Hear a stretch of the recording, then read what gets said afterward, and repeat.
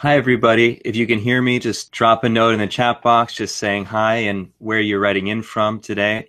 Love to find out where everybody's joining us from. Looks like I've got the first couple responses. Hi, Sabina. Hi, Lee. Welcome. Oh, great. Everybody's joining us. Fantastic. Hi, Rob, Scott, Avi, Columbus, Ohio, Kentucky, New Mexico. This is great. Seattle, New Jersey. I'm in here from Virginia myself, San Diego, Colorado Springs, Colorado, Rockville. Fantastic. Well, this is great. I'm really excited to have you all here with me today. And since we're at the appointed time, I'll just give an official welcome to everybody from all corners, from Australia, Gary, Jennifer from Piano, Texas, Spencer from New York, Alvin from Boston, and all the rest of you. I'm really excited to be meeting with you, and I'm so grateful that you've taken the time to be here with me. And today we're going to talk about how to be the absolute knockout candidate without needing to hard sell, kiss up, or be a phony or anything else. And we're going to teach you this by showing you some insider data on the trends that matter, what hasn't really changed, and what decision makers today truly care about. This is a lot of different research that I've pulled together from a number of different sources, lots of surveys of different hiring managers, some economic data, some really interesting things that I think will be really helpful for you as you go through the job interview and job search. Once again, I'm Alan Carneal. I've been for the past 7.5 years helping others to land their dream jobs, the creator of Interview Success Formula, and I've helped more than 31,000 40-plus job seekers to get offers. So here's what you're going to learn in today's presentation. We're going to talk about a breakdown of today's interview types, which you can expect for management jobs and in general, which questions get asked the most, more than 48% of the time in job interviews, why today's interview process is so long. It's actually significantly longer than it was just a few years ago, when 73% of hiring decision makers will decide not to hire anybody at all, 17 do's and don'ts that can win or lose the job, leveraging the generational skills gap, and of course, closing secrets to win over the interviewer and land the job offer. And as a bonus, you'll also get access to a downloadable list of questions to ask that convey your unique value. You'll see it at the end of the session, and there will be one more bonus that I'll tell you about in a few minutes. So I want to open up with a quick poll question, and that poll question is, do you feel that the job search today is easier or harder than last time you were job seeking? And basically, let me know if you find it easier, harder, or you're just not sure which way it's gone. So why is what I'm talking about today important to you now? Well, I know that every week you don't have the job you deserve. It costs you money. Whether you're unemployed or underemployed, it's dollars out of your pocket. And I want to basically put that money back in your pocket as quickly as I can. There's actually this huge pressure to hire the right candidate and the right price in today's market. We'll get into that a little bit more and what that means. But for now, just go with that. And the other thing is the interview process is longer and more complex than ever before. But you still might get a call today to be asked to interview tomorrow. So it's not really fair, but it's something that you need to be ready for in case you get that call. And finally, there's a lot of advice out there that isn't always giving you the right message. And so I'm really think that's important. All right, so let's take a quick results of our poll, take a look at it and see where we are.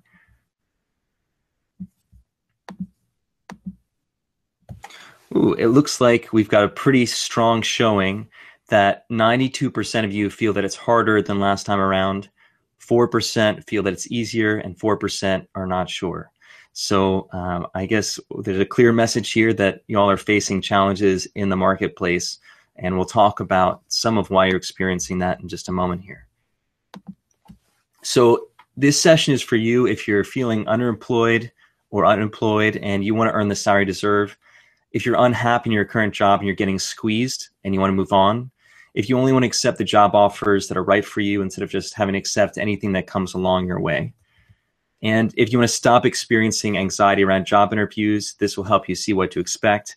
If you want to compete for a great job against tough competition, if you want to showcase your talents without feeling phony or hard selling, then today's session is for you, and I welcome you for being here today. So a lot of you shared input on what you are hoping to gain from your next job, and I really thought that the comments were pretty telling. that you're basically looking for like this first person, a steady job where you can learn new things and use your years of experience to make a company better. Stability, purpose, and a decent amount of cash in your pocket, so pay your expenses and live well. A more directed career path that I can continue to develop and grow with. I think everybody here is really excited about continuing to use their knowledge and grow at the same time. And the one comment I really loved was this last one. I want to work for a company that has a great culture, demonstrates appreciation and respect for my experience and creative talents, while making a good living and making a difference in people's lives. I want to love coming to work and giving 200%. And I think that's really something that I really value about our community, is that we're people who really do care about giving back and making a difference in others' lives, and want to be valuable in work. So I hope that this session and other trainings that we do can really help you achieve that goal. So just some quick house rules. Please shut out any distractions. Your time is valuable, and so we're going to go fast. I try not to take questions during the session for that reason. Take notes throughout, and at the end of the session, I'm going to answer as many questions as I can, so there will definitely be time at the end to ask. Definitely share with me how you're feeling, experiencing, what you're finding valuable, those kinds of things. I really value that input. I'm here to help you. Now, just a quick warning, every job interview is different, so we're going to focus on what has worked many times, and the data is going to represent lots and lots of different hiring managers, but nothing works 100% of the time. And remember that there are bad bosses too, and you'll see them as bad interviewers. And so what that means is you don't necessarily want to get the job 100% of the time, but you do want to walk out of that interview feeling like you've delivered your best. And so again, that's one of the goals we have for you today. So I'm giving this webinar because I've struggled through more than my share of interviews. I want your path to be easier than anything I've experienced. And to be honest, I get a tremendous amount of joy, like many of you, about seeing other people succeed. And so I got here by not being in natural interviews, missing out on really great opportunities. I'm embarrassed to admit that I actually have lost some jobs in less than 5 minutes of walking into the interview. And actually that 5-minute number is something we're going to come back to in a little bit. One story I do want to share with you real quick is just the worst interview of my life. Just so you know that I'm coming from a place that that can relate to anybody who's facing challenging interviews. And it was for a job that through some family connections, I was actually kind of got in through the back door and was really excited to be there as a management consultant. This family member sort of prepped me for the first round interview, and I did okay. I made it to, with their help, kind of made it to the big main interview, right? And I really wanted to do it on my own. And I show up, and basically he asked me a question. This interviewer, he's very well dressed, and it's in this pristine white office, and everything looks super modern. He's got one of those very cool sets of glasses. Anyway, I felt like I was kind of in this big, sort of the big shot environment. It was really exciting to be there. But basically, they asked me the first question or two, and I do okay with it. And then I guess they were more behavioral style questions. So each one took me a couple minutes, and I stumbled through, but I felt like I was conveying the key points. And I think I made it to about the third question. So we're maybe 6 or 7 minutes into the interview. And this gentleman, he takes off his glasses, he looks me in the eye, and he says, "Alan, this is not going to work. You've got to try that answer over again." And he was taking notes before then. He put down his pad on the desk and looked me in the eye, and I tried the same answer, a slightly different way. And he kind of shook his head and asked me another question to sort of pull the answer from me. And it was an extremely painful process, but I really got to understand, first of all, that I had no chance of possibly getting this job. And second of all, how far off I was in terms of my thinking when it came to the right way to job interview. And so I still felt like I could work hard and follow the rules, and then it would all work out for me. But I had a number of embarrassing interviews even after this. And eventually I got a job that I hated, where I worked hard to get recognized and appreciated. And but I was stuck in that job for quite a long time, and my hard work wasn't really rewarded. And even though I wanted to get out, I was afraid of another embarrassing interview where I just wanted to slink out the door after 5 minutes. where my face would turn bright red and everything else. And to be honest, one of the hardest feelings that I had was feeling really alone, because I'd watch friends, peers, family members, others succeed, and I couldn't keep up. I was stuck in this job where I wasn't able to move forward, and I finally just kind of collapsed in on myself, to be honest, and felt totally miserable. And I conveyed to a mentor of mine just how much I was unhappy. And what I discovered through that conversation with him is that there are lots of people like me, that there are people who care about others, their community, their family, and they help others to succeed, but feel guilty ever asking for themselves. And then they hit some sort of snag or setback, or even a job that just isn't going anywhere, and they're kind of stuck. Their colleagues respect them, but not enough to kind of make things happen for them. And so I wanted a better way for myself, and if possible for other people. I invested in books, webinars, studied psychology research. I talked to coaches, recruiters, those naturally charming people that can, basically everybody loves them no matter what they seem to do. And I made a lot of mistakes in this process, trying too hard. Definitely something we'll talk a bit more about, sort of being judged for trying too hard. But at the end of the day, I uncovered a process where I discovered I didn't have to be a natural charmer to get others to connect with me and to be acknowledged. And I learned that I could talk about my unique talents without feeling sleazy or selling out. And I stopped setting off their lemon alarm bells, which is something we'll talk about a little bit later today. I realized that the way I cared about other people, much like you, is something that I could turn to my advantage. And I learned how to connect with interviewers in a way that felt real and comfortable to me. So that's just a little bit about where I'm coming from. And I hope that, like myself, you're able to feel more authentic telling your story. You're able to connect with people, so you don't have to feel so defensive, and you're just feeling more in control of the process. So after that, I've now been able to share what I've done with more than 31,000 different job seekers. I've been featured in U.S. News & World Report, Forbes, Mashable, Chicago Tribune, and dozens of others, and run workshops with World Bank, NASA, Harvard, Yale, 40 Plus, DC, Teach for America, Academy Women, a number of other groups. So I've been really blessed to go through all that experience. And without any further ado, I'd love to share with you just some of the insights I have about 5 factors you need to know about to get the job you want in the interview process. So the first thing that we're going to dive into is the hiring professional's perspective. Then we're going to talk about inside today's interview process, boil it down into what's most important, how to turn this to your advantage, and some closing secrets to win the job offer. All right, so I hope learning my story has been helpful for you. And now just, if you wouldn't mind, grab that pen and pencil and a pad of paper, and we'll dive in and take some notes. So let's talk about the hiring professional's perspective. So the first thing is that hiring professionals are feeling pressure. 90% of recruiters say that candidates are driving the job market versus 54% in late 2011. That was a study done by Management Recruiters, Inc. And 75% are actually having trouble filling jobs because they're coming across too many unqualified candidates. So what happens when the economy is not doing as well is that hiring professionals are in a position of sort of freedom, and they're feeling that freedom constrict on them. And so what they're starting to realize is that qualified candidates have a very high perceived value.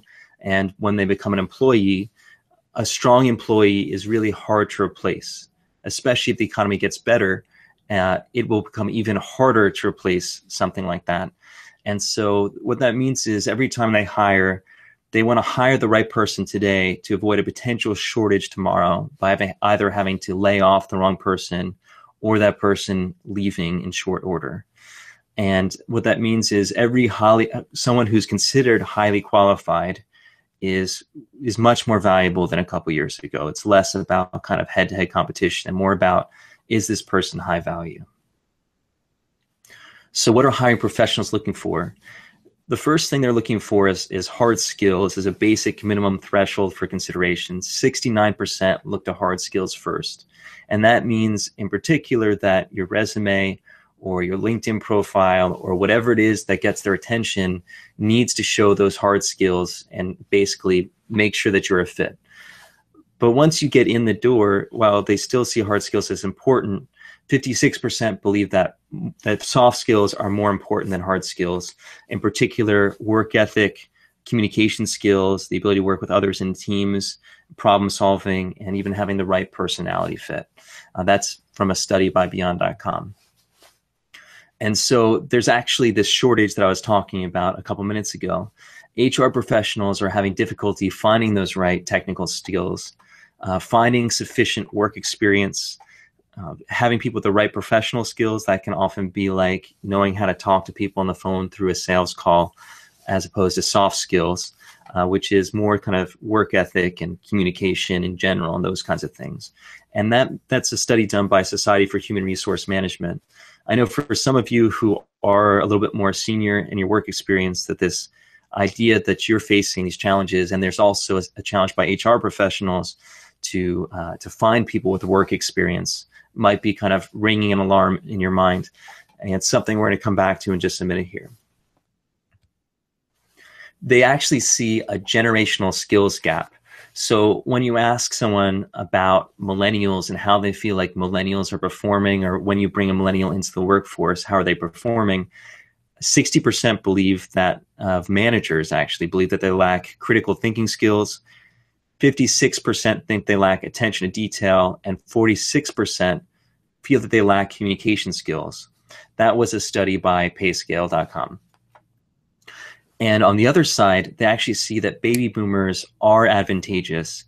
58% are seeing that there's superior professionalism and work ethic among baby boomers. They've got higher writing skills and communication skills in general, and that they've got superior problem-solving skills. Now, this is something that you should be aware of, is even though there's this big difference in perceived talent between millennial workers and baby boomers or more senior workers, when a hiring manager looks out in the job market and see who's applying to jobs, it skews a lot younger. If you look at this chart, you'll see that 36% of individuals ages 18 to 29 change jobs every 1 to 3 years.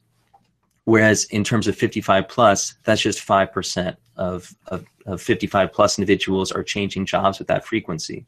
And so what that means is, if you were to pick up 100 resumes on the desk of a hiring manager, you're going to see 7 times more resumes for someone between the ages of 18 to 29 than you are for someone that's the age of 55 plus.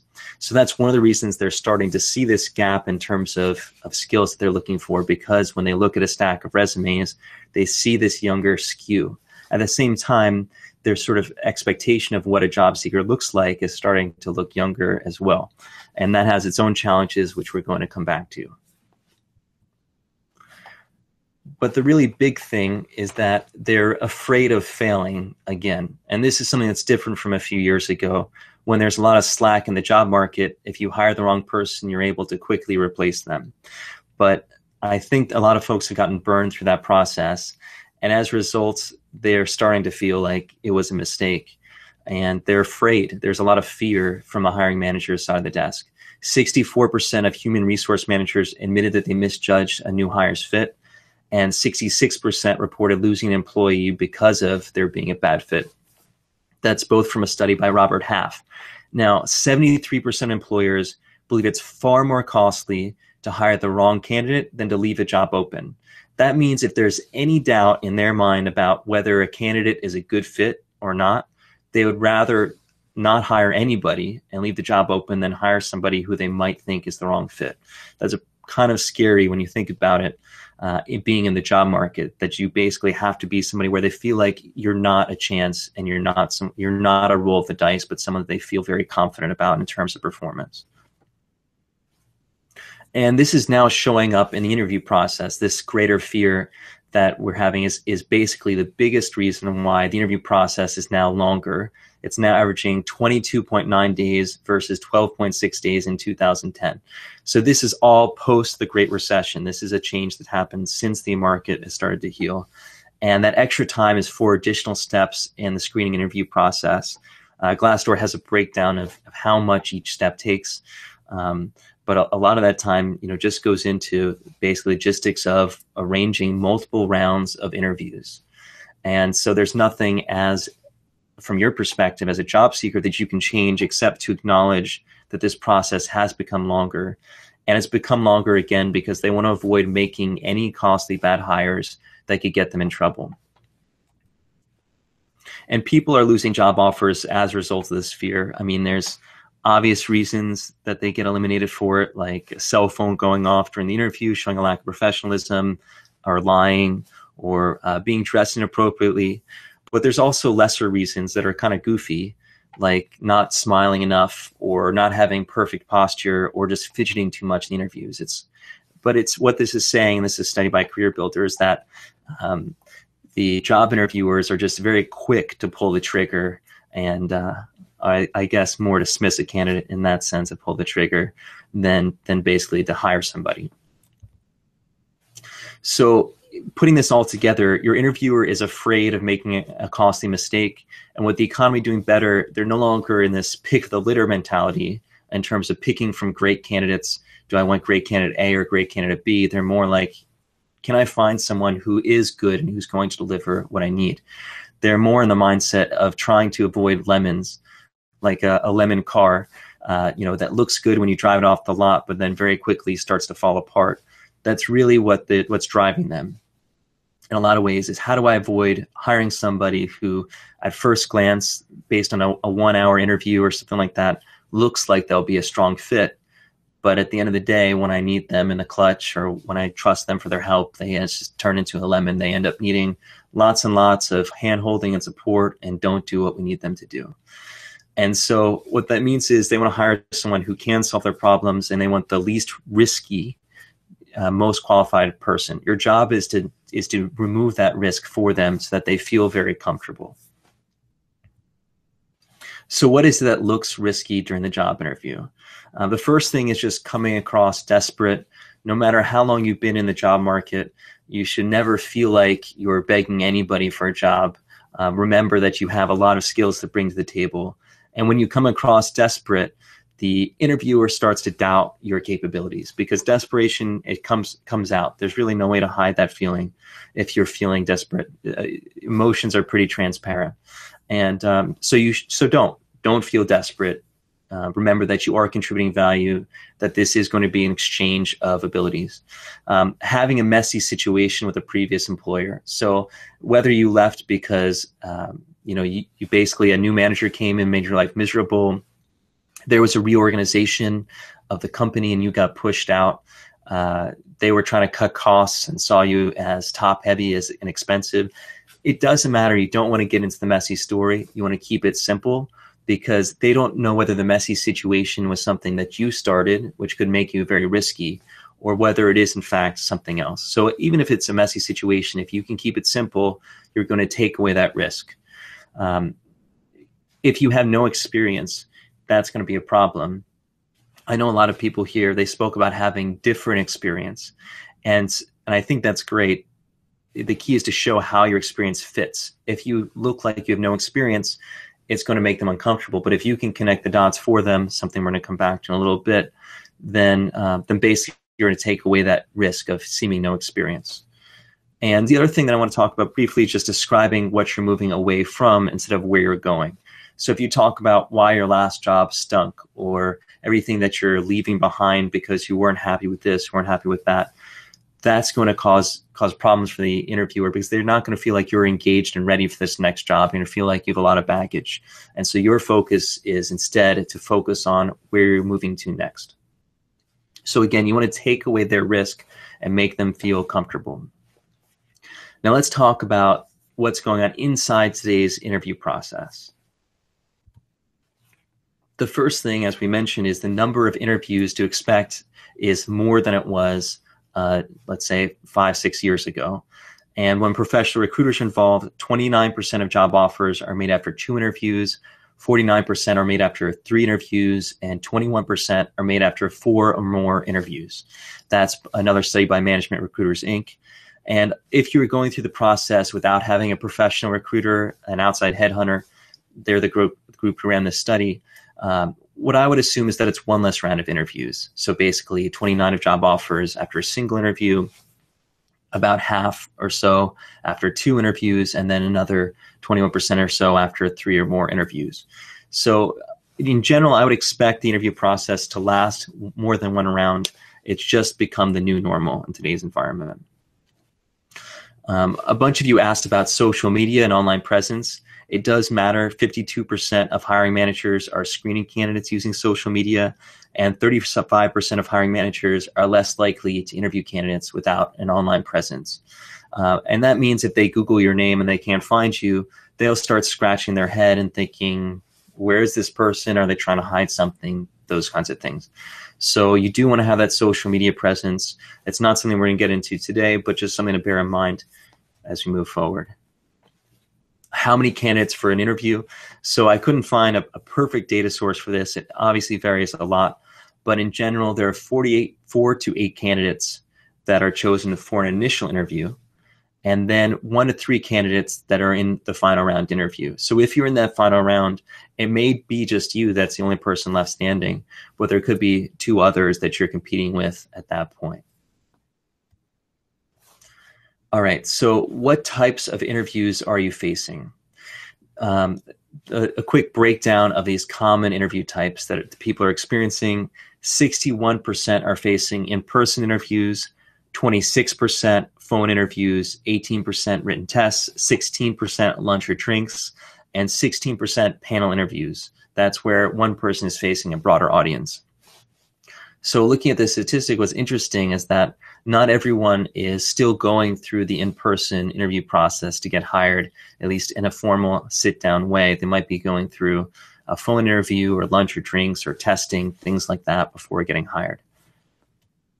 And in terms of management positions, the types of interviews that companies are using, 75% are using structured interviews. What that means is it's a standard set of questions that they're asking every single job seeker. And the reason they're trying to do that is to remove bias in the process that comes from asking different questions of every person, and also from avoiding forgetting that question that they really wanted to share. 77% of companies are using phone screening to some extent. 68% are using one-on-one interviews, live interviews. 58% are using behavioral interviews. Those are tell me about a time when kind of interviews where the expectation is that you're going to share a story that highlights a specific experience. And that goes back to the statistic we heard earlier about interviewers looking for experience and sort of a gap of experience.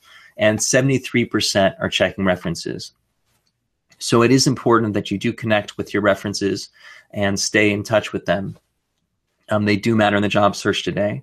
That being said, if you felt like your past references burned you and there's no way you could possibly get a job if these folks checked your references, you do have the comfort in knowing that 1 out of 4 or so employers doesn't check references. And so you can still get a job in today's market, even if you had an employer who seems to just be out to get you. One of the trends that you may have heard about more and more is web video interviews and Skype interviews. So web video interviews can be just you're recording answers to a screen, and Skype interviews is basically talking to somebody via webcam over your computer screen. And so while 31% of interviews in software technology are using this Skype and web video, that's according to JobVite, it's not nearly as frequent in other fields. So if you are in other fields, it's not something that you need to be panicked about at the moment if it's something you're not comfortable with. But as a quick warning, where tech goes, everyone else follows, just a little bit slower and a little bit later on. So let's look at this. Who makes the hiring decision? This is something that you may think hasn't changed much. And to be honest, I would agree with you that hiring managers are choosing who to hire 77% of the time or more. And that means that when in doubt, it's that hiring manager that's making the decision of who finally gets the job. HR professionals are making the pick 12%, recruiters 3%, and other, I'm guessing that's more like a panel of different decision makers. They're choosing 9%, but vast majority is going to be the hiring manager that's going to choose whom to hire. But when it comes down to it, there are 5 questions that are the most common. And these are the top 5 questions according to Career Builder's survey. I think they did a survey of about 4,000 individuals. The first is, tell me about yourself. Why do you want this job? Number 2, why'd you leave your last job? What's your greatest strength and greatest weakness? And describe a difficult work situation and how you overcame it. So one of the bonuses that I do have for you is just a downloadable list of these questions. So if you're frantically trying to write them down, you don't have to stress it, because you can download that document at the end of the webinar. I'll show you where to get that. Don't sweat it. But if you look at these 5 questions, it's not really like they're pulling any punches in a sense. I mean, these are the things that I teach as the most common questions. There isn't anything really surprising.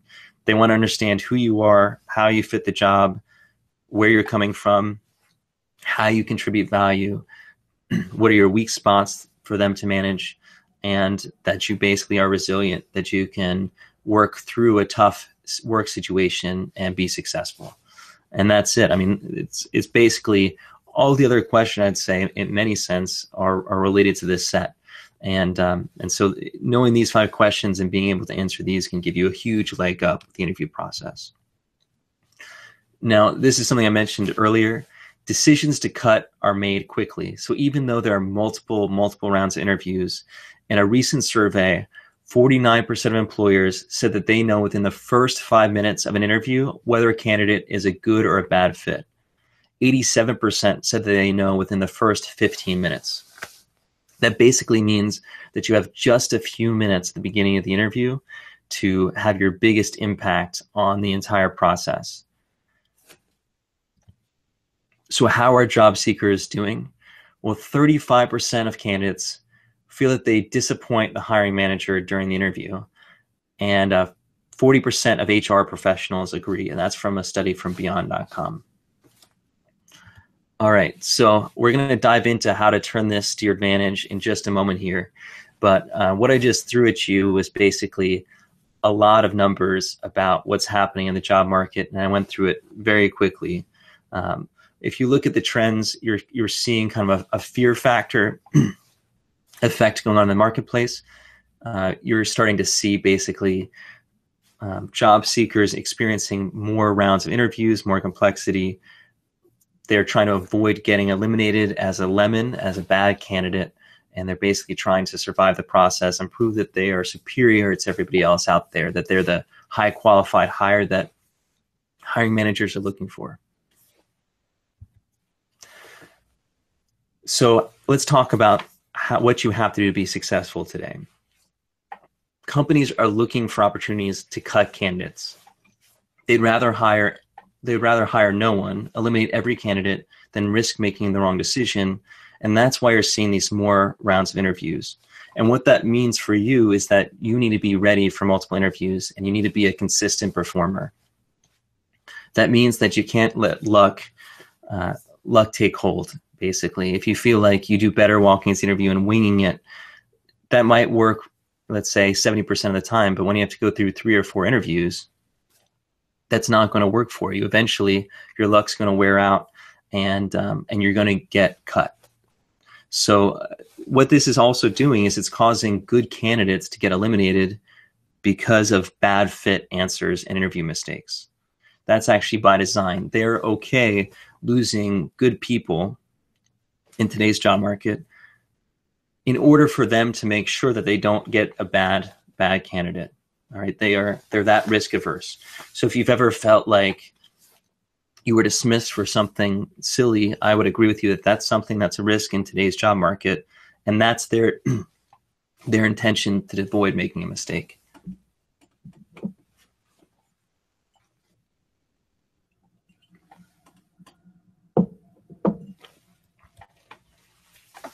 Now, if you're going through phone screens, those are just elimination interviews. Your job is to not be eliminated. They're trying to cut people who have problems, who could be risks. Your job in this first round phone interview is just to avoid getting eliminated. So if it only runs 15, 20 minutes, don't be surprised. And you want to focus on the big bullets. A lot of these are HR professionals. They're not the hiring manager. and they are basically there to make sure that you have those hard skills that you talked about, that you have basic communication skills and a good work ethic, those big soft skill bullets. And the questions you want to ask during this kind of interview are, again, those big bullet ideas. You don't want to get too into nitty gritty. You don't want to talk about benefits. You don't want to talk about anything that can create too much doubt in the process. Your job is just to make it through that phone interview and not get eliminated, so that they nod their head and say, yep, Alan looks like someone that we should talk to further. Now, the first 15 minutes of other interviews, if you remember that statistic a minute ago, where basically the vast majority of hiring managers decide whether someone is a bad fit or a good fit in just 15 minutes. So that first 15 minutes is basically just for them to decide whether or not they should eliminate you from consideration. The first few minutes is just, oh, I don't like this person, I should get rid of them, or this person is worth continuing the conversation. Now, the good news for you is that the first 15 minutes is when the interview is most likely to be structured. Basically, they're going to start every interview with sort of a standard script, probably just from comfort, right? If you start a conversation with someone, you might say, hey, how you doing today? How's your week going? How's work going? You might have a standard script of questions that you always go to. And that's true with interviewing too. They're going to lean on their standard script of questions for those initial few minutes, at least. It may last the whole time, but at least for those first few minutes, you can expect those standard questions. And you're likely to hear those 5 questions that we talked about earlier, those most common questions. And so that means you need to have answers at the ready for these questions. Something that's really important is that the clock starts over with every single interview. So if you make it through the phone screen, that's great. Then you're talking to the first person, the next interview, the clock starts over. They decide, should they eliminate you? Should they not eliminate you? Again, in those 15 minutes. And when you make it to a third round interview, you may feel like at that point, you're just kind of hammering things out, but you're still in that elimination mode for the first 15 minutes. Even though they may feel like they already have a relationship with you, those first 15 minutes, they're still doubting. They're still kind of warming up and remembering whether or not you're a good fit. So you have to stay on your toes throughout the process, because that clock starts over. And making through that 15 minutes does not guarantee you a job in any way, shape, or form, but it does keep you through that elimination round. So you can get eliminated for the big mistakes. And some of the big mistakes that the companies will comment about, the hiring managers will comment about, is just seeming disinterested in the job, talking negatively about a past employer, appearing uninformed about the company or role, not providing specific examples, and not asking good questions. And basically, these mistakes come from not being prepared for the process. If you don't research the job and the company, it's going to seem like you're disinterested, whether or not you're disinterested. And so I would say these first 2 bullets are basically the same issue, that when a job seeker seems uninformed, they seem disinterested. It's also about asking good questions about the job. And what I consider good questions are not going to be questions where they're sort of gotchas, where you do so much digging, you ask some very obscure question that you feel like they can't answer. But it's going to be questions where you explore the job with them and create new possibilities with them. I'll give you a couple of examples of questions to ask a bit later on in this webinar. And finally, providing specific examples. As we went back to earlier, it's all about showing that you have the experience and you have the skills in many ways, soft skills and hard skills. And so basically, you need to put in the time to identify and prepare relevant examples for this job. If the examples that you have are for a different job or experience, it's not going to work, right? It really needs to be tailored to this job and their needs. Another thing just to warn you about is don't fall down on tough but expected questions. So I know for myself going into interviews, I was always terrified of that biggest weakness question. To be honest, I was terrified of all those common questions. But if you know there's a certain question that you're worried about, why'd you leave your last job? What's your biggest weakness? Where do you see yourself in 5 years? Anything like that, make sure you have an answer at the ready that you feel good about. That's kind of a gimme, that you know that there's a scary question, that you once you know what that scary question is, and you walk to the interview ready for it, it's kind of like a gimme that you can now not have to worry about that question anymore. So I strongly encourage you not to fall down on those questions. If you're able to avoid this elimination in the first 15 minutes, and again, you want to hit those big bullets in the first 15 minutes and really sort of show fit on a broader level, then you're in a position to win the job and show that you are highly qualified. As we mentioned earlier, hiring teams are hungry to find those qualified candidates who have the skills. And in fact, they're willing to pay more money to get them. Wages have actually been rising at greater than 4% since Q1 of 2014. And that growth isn't consistent across the board, right? Most people aren't seeing raises, but people who are now considered highly qualified and in demand, they're now getting that economic benefit that many of us are after. And that means that you have to show them that you match their needs and are highly qualified. And that goes through the process of identifying the problems that you can help them solve. That's both looking inward at yourself and at the skills that you have, and then looking outward at the job and seeing what they need. And then you want to back up the problem-solving skills that you have by giving experiences and using examples. Your experience does not have to be in the same job, all right? It can be in any number of different fields. The key thing is that you show how you can solve the problems that they have. And it's about saying, this is the situation that you're facing. This is the way I approach a very similar situation. And here's basically how I would think about approaching your situation. Connect the dots for them in that sense. And I also encourage you to focus on what matters. This is one of the biggest mistakes I think people make in interviews, is they walk in there and they just basically want to throw every possible piece of information in there that they think could possibly help them. But what it does is it overwhelms the interviewer, and it becomes unclear for them whether you are the right fit or whether you just have lots of different experience. So your answers really need to focus on what this interviewer needs and cares about. Everything else, you just throw it out. And what that means is, when you've answered the question with the biggest, most important bullets, you need to cut off your answer. You may feel like that there are 10 things that you'd love to say about answering this question, but I bet that the first one or two make a huge difference, or are going to have a huge impact. And numbers 7, 8, 9, 10 are pretty small things. Your interviewer is not going to be able to remember all of those things. So you want to focus on just the first couple, the really big bullets that can provide an advantage to them. All right. Don't talk about other experiences during the interview. More isn't always better. All right. An all-you-can-eat buffet isn't always good for the body or good for the soul, unfortunately. So focus on what matters. Now, something we talked about earlier is that generational skills gap. So if you are a baby boomer, you are perceived to be a stronger candidate in many ways than a millennial. So that's to your advantage. If you are older and you're feeling like you're getting discounted, know that they do see baby boomers in general as stronger candidates than millennials. And what you want to do is remind them of the value of your experience and track record of success, and be in a separate category than someone who's half your age, for example. If they're just lumping you in as, well, not exactly like them, a little bit older, I'm not sure if their experience is relevant, that's not going to work for you. But when they look at you and see that you're head and shoulders above the other candidates, that's really going to make a big difference.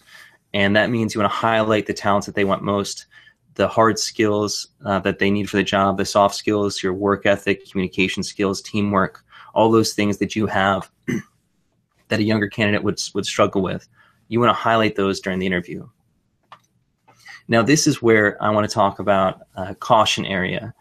And that is that there is less turnover of boomer employees. All right. So if you are a baby boomer, if you're 50 plus in the job market, a hiring manager is more likely to see a bunch of younger candidates and then see you. And they'll look at you and see you as being different from the younger candidates. And that's going to create a little bit of doubt in their mind, like, this person is different. Should I be worried about that? And in particular, if lots of baby boomers are on the job and you're out in the job market, that's going to make them think, well, is this person a lemon? Is there something wrong? Is there something I should be worried about in terms of hiring this person today, since I'm not seeing that many boomers and they seem really qualified? It's sort of like, is this too good to be true? Now, this may not be true with a millennial hiring manager, but for many hiring managers a little bit more senior, they are worried about this lemon effect of hiring somebody who's a little bit older. And so that means you need to have a clear answer on why you're job seeking now. It's really important that you have a strong story to tell, and that you do come across as head and shoulders above everybody else, that you don't seem to be risky in some way, right? You need to take away the risk far more than a younger candidate, because a younger candidate is going to have less baggage. They're going to be perceived as easier to replace and less risky in general. Again, the hiring manager is the person who's making the hiring decision. So you need to win over that hiring manager in order to get the job.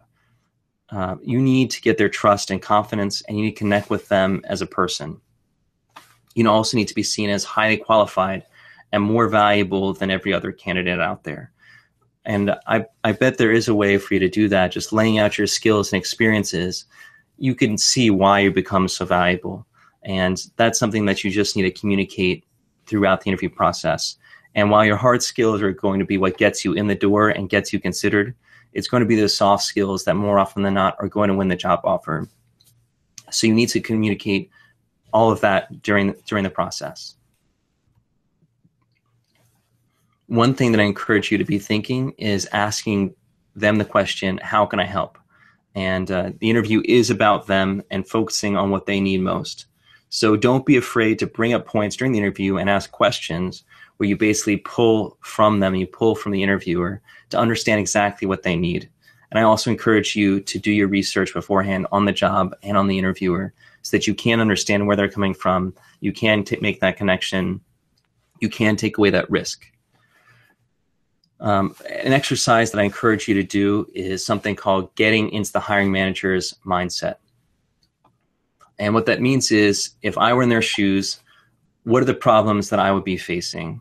What are the skills and talents that I would think are the most important? And what is it that I really need to find out from this person across from me, from this potential candidate, before the interview is over? And if you're able to think about that from their perspective, you'll be able to bundle yourself and present what you offer in an honest way that also lines up to what they need. It's not a matter of selling yourself as something you're not, right? You don't want to tell them you've got skills and talents that you don't have. But what you do want to tell them is, here's the bundle of value that I bring to you that fills your needs and solves your problems. All right, so I'm going to take a quick sip of water, and then we're going to dive into some closing secrets.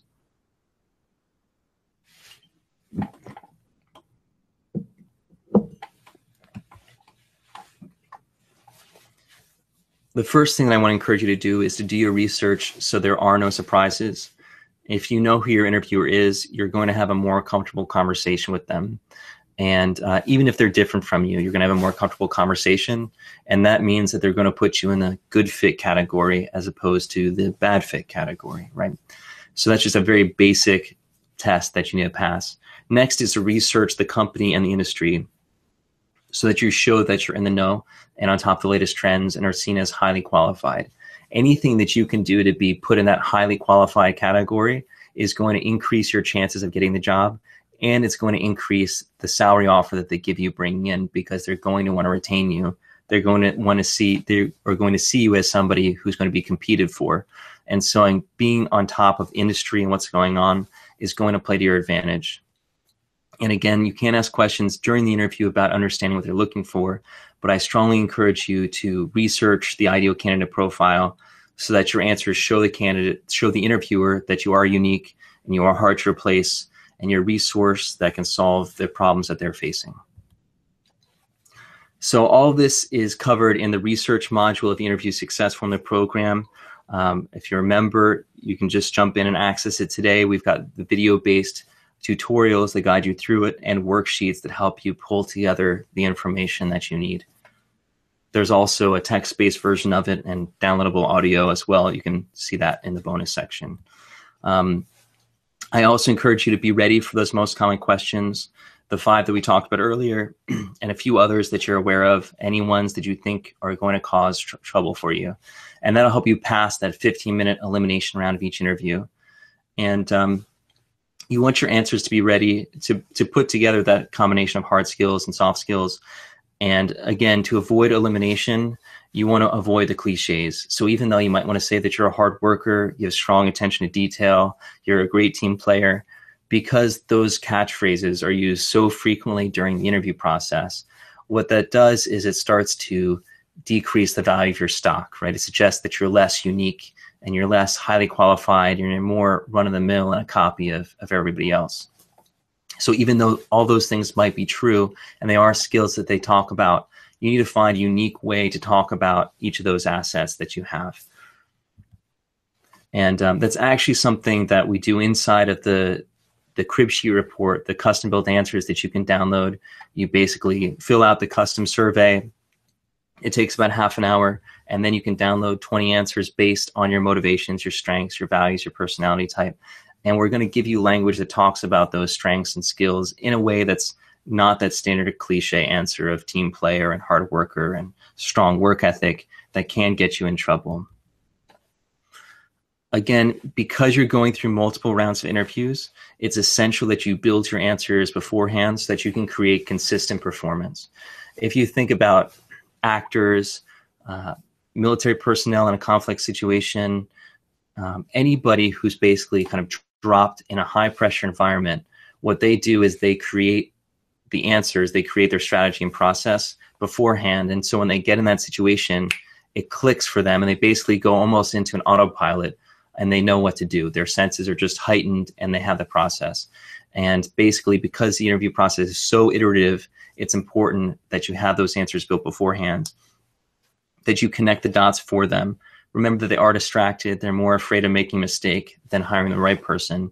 So part of their brain is saying, do I, don't I? And part of their brain is listening. But as a result, you need to help connect the dots to help them stay engaged and remind them, this is how you create value. This solves specific problem XYZ that you're facing. You need to have those numbers and details, your past experience from your resume that proves that you're a high value investment. The more specific you can be, the better. And you need to have stories that highlight how you have a unique way of solving problems, someone who can be counted on again and again, right? That perception of high quality, of unique quality, of being a unique asset. That's what you want to build through your answers. And all that's covered inside the build module of the interview success formula. Again, we've got step-by-step worksheets to help you through it. The worksheets are designed, let's say, for storytelling, to keep your stories short. Your stories shouldn't go on forever, but they should be nice and tight and stay almost within the space that the worksheet gives you. And so that's part of it. And we do have basically the video-based tutorials to help you, text-based version of the content to help you through that process. I also want to encourage you to be authentic and confident. I know that during the interview process, you may want to try to be anything that you can be to support the interviewer and make them feel good about you. But if you're faking it, it's going to set off that lemon alarm and they're going to say, something's not exactly right with this person. I can't put my finger on what it is, whether they're a little bit too desperate, whether they're not sincere, but something's not right. And so you really need to be authentic in your best self. You don't want to feel like you're selling yourself out because you're doing a disservice to yourself and your interviewers. You want to talk about why you are excited and passionate about the job. If you aren't excited about the job, I encourage you not to do the interview. I know it can be tempting just to take an interview because it's there as a practice, but it will decrease your morale to go through interviews and feel insincere and have a lack of connection with the interviewer. And if you are offered a job and it's a terrible fit for you, it's going to put you in a bad situation going forward. And finally, do recognize and be confident in your talents. Even if you've been rejected through the job interview process before, that's not a reflection of who you are and the value you bring to the job. You have a unique set of motivations, strengths, values, and personality. And all those contribute value for an organization. And if you are having trouble remembering that value and what you offer, I do encourage you just to jump in, take the self-assessment survey. Again, it's about half an hour, and download your report, because what it's going to do is it's going to distill out your top talents and your top value in a very simple report. And it's going to give you language that's going to give you that boost of confidence and help you communicate authentically. And finally, make sure that you're asking powerful questions, the questions that help you understand exactly what they're looking for, and questions that help them see you as more valuable. because when you ask questions that are smart and thoughtful, it makes you seem smart and thoughtful. And it also gives them an opportunity to give you smart and thoughtful answers, which gives them more confidence. So the more you ask questions and the more they share with you, the more they'll feel like you really, really understand the job, right? If I spend this whole time talking, at the end of it, all I'm going to feel like is, I feel like the people in the audience today are going to have a real advantage when it comes to understanding the interview process, and because you're part of my audience and you're part of my listening. And that happens with any situation where someone is communicating information. They feel heard, they feel listened to, they're going to trust you more, and that's a huge thing. So asking questions earlier on is also going to tell you if you're on the right track. That way, if you do say something that doesn't seem like exactly the right fit, before they eliminate you, you're able to kind of change their thinking and put you back in the good fit category from the bad fit category. A few questions that I do encourage you to ask, and again, you'll be able to download these questions from the bonus section of the website. I'm sorry, from the bonus section that I'm going to share with you in just a minute. Is what could I do in this job that help you earn an A+ in your next annual review? This is something huge that you can do. Based on our conversation today, I'm really excited about this position, and I believe that it's a strong match for what I do well. On a personal note, I very much enjoy working with you. Is there any hesitation you have about my candidacy that I can address? All right, you want to eliminate those doubts and take away that risk. And of course, you want to ask what are the next steps in the process. You don't want it to be a mystery. For more about what questions to ask during the interview, you can access the launch section. It'll talk about dressing for success, what to bring, building your confidence.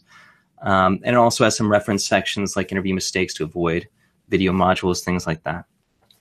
And again, I do encourage you to look in the bonuses section and look at the personal interview preparation plan. It'll give you tips for that first round interview, the panel interview, a group interview, all those different variables basically that you might face in the interview process. You fill out this questionnaire, and we're going to give you tips that'll help you through it. You want to send a consistent message after the interview, right? It's all about taking away that risk, which is why they have so many rounds of interviews. And you can use thank you notes to reassure the interviewer and highlight the points of connection. You can use trends and mentioning trends to remind them that you do have the hard skills that they're after, and you can remind them of what you can uniquely do for them. And all this is going to be in the closed section of the interview success formula course. Again, there's video sort of tutorials and worksheets to help you through it. So using these closing secrets, you're going to avoid getting eliminated because you prepared the right way for your interview. You're going to feel authentic and that you're presenting your best self without those nerves. And you're going to have a conversation that excites the interviewer about you on their team and sees you as a strong, positive fit. So just a couple final points before the Q&A. I'm going to have a quick sip of water.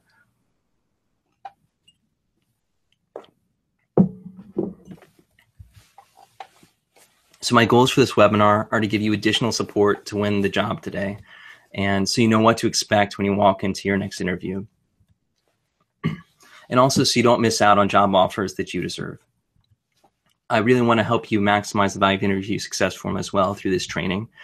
So if you want to stop feeling anxiety around interviews and feel more confident, whatever questions come your way, and do everything you can to give yourself the best chance of success through those many rounds of interviews and overcome the fear that the interviewers are giving you, then Interview Success Formula is a program that I've designed specifically for people like you. It is something I do believe in, that I work hard at every single day. I've seen it help thousands, tens of thousands of job seekers win job offers, and many were in a position where they felt like they were giving up. So I do encourage you to work through the process from as much as you can from beginning to end. I've invested hundreds of hours improving the program based on questions and feedback from job seekers like you. And if you are able to get the job just one day faster, then you more than covered the financial cost, and you've definitely covered the cost in terms of your time. It's a really worthwhile investment of time and energy. So today you can access the program for just 3 payments of $57, or you can save an additional 15% by making 1 payment of $147. And all you have to do is click the button that says Get Access to get started. So the Get Access button, it should appear somewhere on your screen. It should be next to your chat box. It'll either be blue or green, something like that, and it says Get Access. If you're interested in those bonus tools that we mentioned, the questions to ask, and also the top 5 questions that I was referring to, that list, you can click on that button to get access. and scroll down to the very bottom of the page, and you will see two boxes, two buttons to download those two tools for you as PDF files. So what I want you to do next is, if you have not signed up for the program yet, to click the button, choose your payment plan. You will get immediate access to the step-by-step training. It's going to show you what to do. And that way, if you do get the call, even if it's for an interview tomorrow, you will be ready because you've put in the hard work ahead of time. And of course, I back the program up with a 60-day money-back guarantee. In the end, if you decide it's not for you, then just let me know and I'll give you a full refund. It's really that simple. I'm not going to ask any questions. I'm not going to give you any wiggle clauses or anything else or shenanigans. My goal is to help you win the job any way I can. That's why we're doing this training today, to help you be successful. So I do have some bonus tools that are designed to help you get the job faster. And one of them that I definitely want to highlight today is salary negotiation, because according to Career Builder, just 18% of job seekers are negotiating salary today, which is amazing because, again, over 90% of professional recruiters are basically saying that job seekers are in control of the hiring process, right? And what that means is that so many job seekers are missing out on getting the wages they deserve because companies are basically giving a little bit less money generally in a job offer than they expect, right? They expect there could be some negotiation and they do have to give a little bit more money. And so as a result, they're going to be giving just a little bit less than what they might want to give you. I strongly, strongly encourage you, after they give you the job offer, of course, not beforehand, but after they give you the job offer, to negotiate for a higher salary and to use this salary negotiation bonus tool to help make that happen for you. It gives you some tips and helpful resources to get information about how to negotiate salary. So this all including the program, the interview success formula course, the modules we talked about, research, answer building, the day of the launch, follow-up, close section, the custom built answer guides that we talked about with the Cribsheet report and the self-assessment, the preparation plan and the 5 bonuses. And you get access just by clicking the button if you have not joined the program already. For those of you that have, I am so grateful, and I hope it helps you ace the job interview, as I've seen it help so many others. So unfortunately, I'm going to have to increase the price in coming weeks. For 5 years, I basically kept the price steady. But the job market is changing. The online job market is changing basically. And what that means is actually the cost of advertising, marketing, of basically being in this space means that we have to increase our prices just to keep providing the same value that we've been giving over and over again. So if you haven't accessed the program today, and if you've been thinking about waiting, I do encourage you to sign up for it today, while you can. And remember, if you do get the job one day faster, you're going to be ahead in this of your investment. So if you do want to be more successful in your job interviews, and this is a great value, I just encourage you to take advantage of the discount, the bonuses, and the can't lose guarantee. Get access by clicking on that Get Access button. So I do hope that you do take advantage of the program, of the offer. And what we're going to do now is spend as much time as we possibly can going through questions that you have about job seeking today, and about the interview success formula program and what it can do to help you, and any other way how I can be at your disposal for the moment. All right, so let's take a look at some of the questions that we've gotten from everybody today.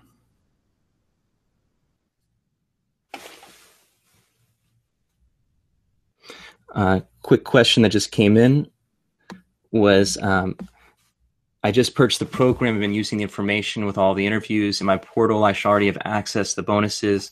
Yes, you should have accessed the bonuses, Rob.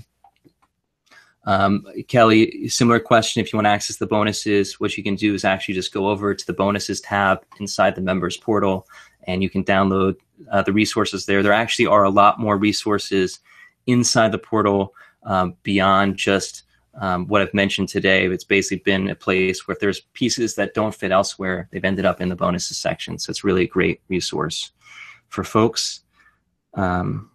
Someone asked, what's the difference between this and the Dream Job Formula? Jeff, the difference is the Dream Job Formula is a course that's designed to help you get more interviews. It basically does everything to show you whether it's about getting referrals to get inside of a company, how to build your resume, those kind of tools.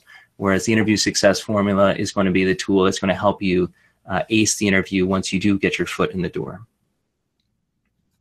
Let's see what other questions we have.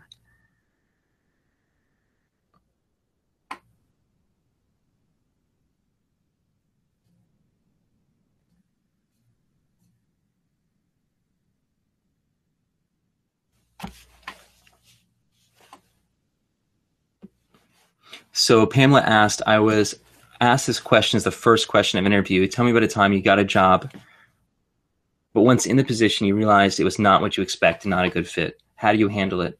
So how does one respond to this kind of question, not come across as negative?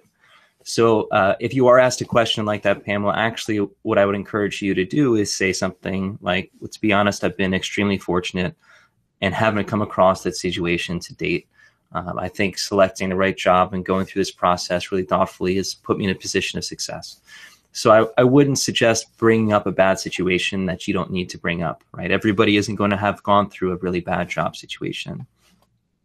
If there is one and you feel like you have to share it, I'd encourage giving a story about a job that you took at 16 that wasn't right for you. But in general, I just would encourage you to avoid doing that.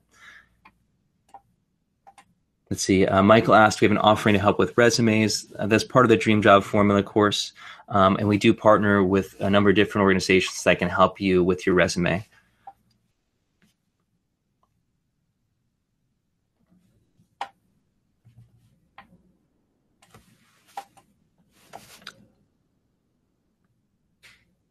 So one question from Dave was asked, if I'm dealing with a younger interviewer, how do I show that I'm in the know? We actually had a webinar just a few weeks ago kind of talking about that topic. But what you want to do basically is ask those same kind of questions and treat them with respect and feel like they're a peer of yours, right? That they don't have to question whether or not you're going to be someone that's easy or hard to deal with. You want to be your authentic self. You want to ask the kinds of questions that we shared. What can I do to help you get an A+ your next annual review? Those kinds of questions are going to create that value.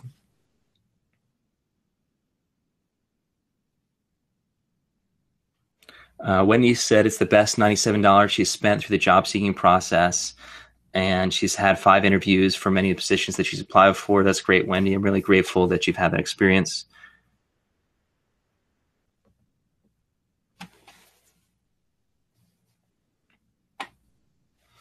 So David had a question about academia, and he basically says he's a college instructor interviewing with MBAs and PhDs and competing for academic positions.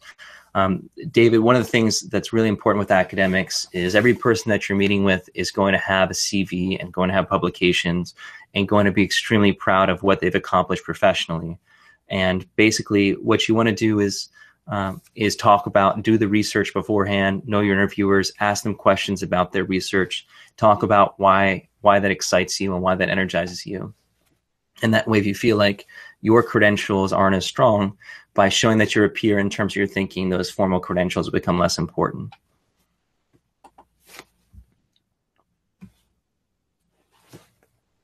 So Tina said, I don't think I can bring everything that I've talked about to an interview. What are the first 2 or 3 things I should really be strong in? Tina, what I would say is every job is going to be different, but there are going to be a couple of big bullets that are most important for the job that you're after. And I encourage you to make sure you know exactly what those are and to be able to communicate exactly how you solve those problems and how you contribute value. And if you can show the match on the big bullets, that's going to make a huge difference. And I also encourage you to be ready for answering those 5 questions. If you couldn't prepare for anything else, but you knew how to ace those 5 questions, I would say that that's going to put you way ahead of many candidates. It's going to help you get past the elimination rounds and help create a more thoughtful conversation moving forward. But definitely what I do encourage people to do is, in order to come across as a highly qualified candidate, to invest deeply in the process of doing research, understand the job, and do as much as you can. And even though you're not going to remember half of it during the job interview, you're going to remember some of it. And that some of it is going to be extremely valuable, and it's going to help you come across as a strong candidate. So even if you kick yourself for not remembering one thing during the interview, you're going to have said 5 or 6 other things that are valuable. So do as much as you can to over prepare and come across as that unique, highly qualified candidate. because it is going to translate into more job offers and a bigger paycheck at the end of the day, to be honest.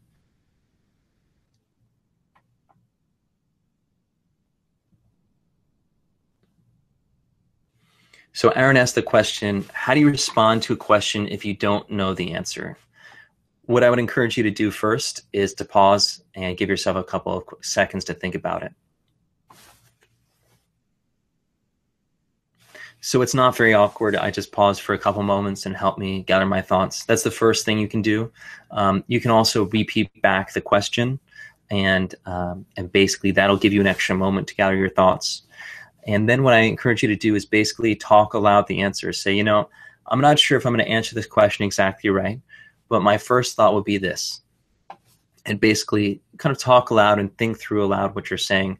And then after you've kind of hit what you think are the first 2 or 3 points, say, I'm not sure if that's what you were after. Is there something else I can elaborate on? So basically give a test, try your best to answer the question, and then get feedback back from the interviewer to see if you were off course. It's going to be not a great idea to just say, I don't know, or I don't have any idea. You're much better off giving the best answer that you can, even if it's not a great answer, than saying, I don't know, or I have no idea. And be patient with yourself. If it does take you an extra couple of seconds to come up with the answer, that's perfectly okay.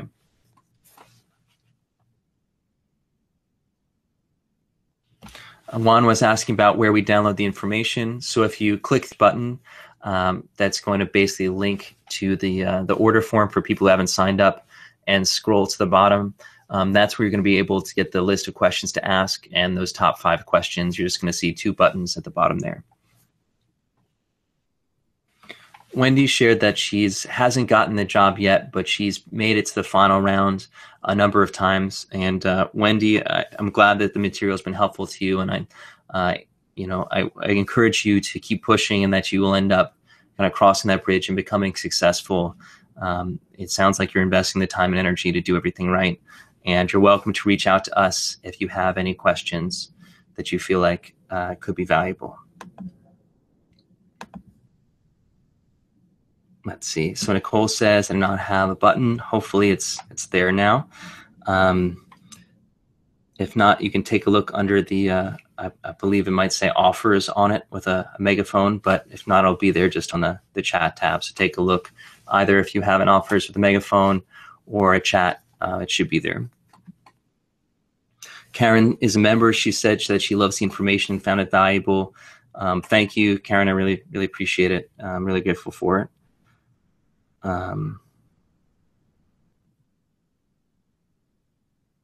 David says it's well worth it. I really appreciate that.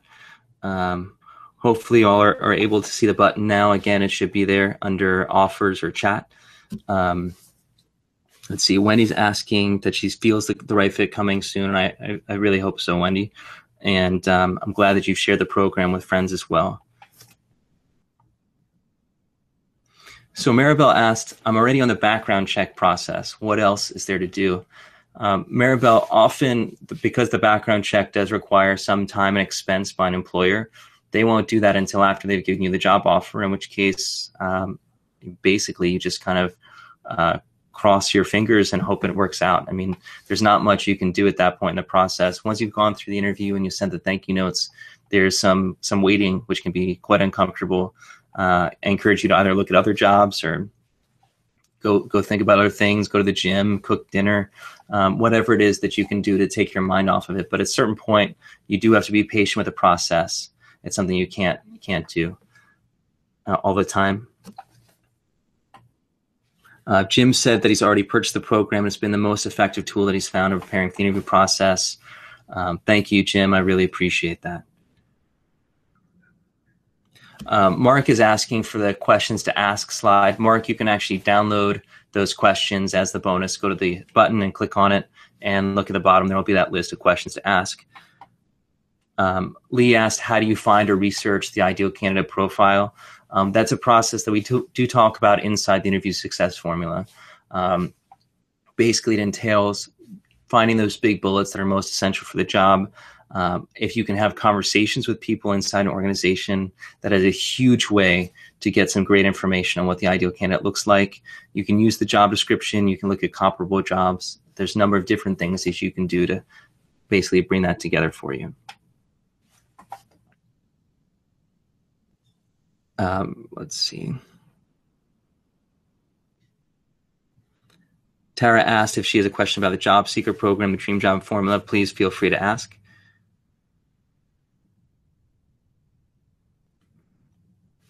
So Sheila asked, I've been through 3 interviews. How long does it take afterwards to hear back from the interview? Sheila, what I would encourage you to do is when you are in the interview process to basically ask the job interviewer, what are the next steps and what's the time frame from here on out? They may or may not give you an answer, but it is something that's extremely helpful to find out if they can convey it to you ahead of time. If not, what I would encourage you to do is actually to wait about 2 weeks or maybe a little bit less, something like 8 or 9 business days before following up and just asking for more information about, or I'm sorry, what I would say is, hi, Sheila, I really enjoyed meeting you and loved connecting with you during the job interview. I just wanted to follow up and see if there's any additional information I can provide at this point, as I remain extremely excited about the position. So basically what it is a soft push suggesting that you're interested in the job still and you'd like more information. A week or so after that, you can give a phone call as a follow-up, but you don't want to push too hard or too fast. Actually, one of the things that's been really interesting is hiring managers are complaining about losing candidates because it takes them so long to make decisions that candidates that were interested when they finished the process are now getting lost because they're now taking positions elsewhere. Companies are taking an extremely long time, which is kind of surprising, but I think there is a lot of that fear going around that we talked about, and they're afraid of making the wrong hiring decision, and they're seeking buy-in from everybody else in their organization, basically, so that even if they do make a mistake, there's less responsibility for it, and they are also trying to negotiate the best offer for you. If you do want to put some gas in the fire, especially if you have another position that you're after, one thing that you can actually do is say that you're following up because you are in the process with another company, and before you move forward with them, you basically want to hear an answer back from this organization. And is there any information that you can provide either way before you decide, basically because you're very excited about this organization. And if you do have a job offer, you can even say, I've got another job offer, but I'm extremely excited about working for you. Can you provide an answer for me promptly? But you can do that to give a push if you feel like you need it as a way to basically pour some gas on the fire when things slow down.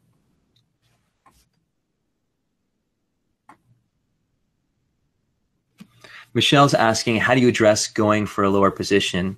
Michelle, I think the answer for that is that you focus on what you're moving towards, not what you're moving away from. So if you don't want to be moving away from a position that you found was very demanding on your schedule and that basically was bad for your work-life balance, what you want to do is talk about what you're hoping to do in this new job. So it could be that in your previous job, you spent most of your time doing management, but you love working with customers. Then what you could say is, I'm really excited about moving into this role because it's frankly haven't been spending as much time with customers as I like, and I miss that kind of work. And this role really excites me because I get to do that work that I care most about. It's something I'm really passionate about. And if you can create that source of resonance and passion, that's going to help tell that story way better than anything else.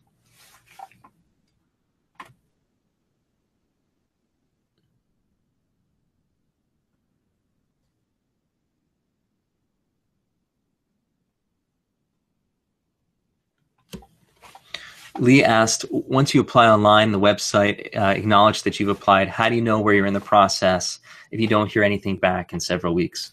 Well, Lee, you're actually, once you've done that, you're falling into what's called as the job search black hole. One of the statistics I didn't share with you today is that more than 50% of companies admit to sharing with less than half of their job seekers where they are in the process. So that means that chances are you're not going to hear back if they're not interested in you. You may never hear back, unfortunately, as frustrating as that can be. So with any luck, you will hear back from folks that are interested in you. But unfortunately, what I'd say is you can kind of assume that they're not moving forward if you don't hear back from them.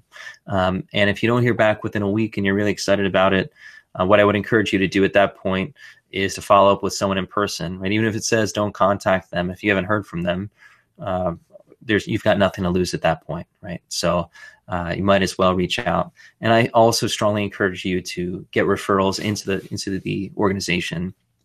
Actually, something like 90% of companies, maybe it's 92%, basically look first to referrals, people who are recommended to them from insiders for hiring. It's a huge number.